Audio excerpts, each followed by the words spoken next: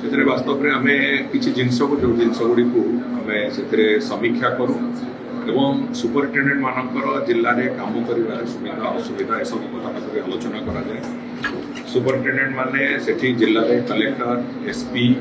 एवं जो गंजेई चाष हो जिला गुड़ाक से डीएफओ मान सहित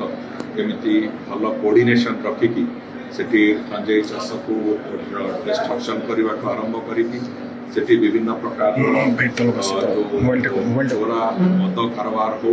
ड्रग्स कारबार हो गंजेई कारबार हो ये सब को केमी संपूर्ण रूपे से नेटवर्क गुड़ा को पूरा ध्वंस कर बाबद कौन कर बाबद हो सामग्रिक भाव में एनफोर्समेंट एक्टिविटी को सबको सशक्त भाव में केमती कर बाबद सामग्रिक भाव में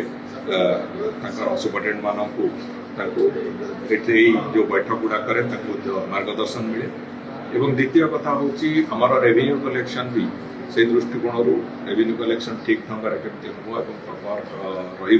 रोटा टार्गेट थी से टार्गेट रेवेन्यू कलेक्शन केमती करेंगे से बाबद भी आलोचना यही बैठक हुए।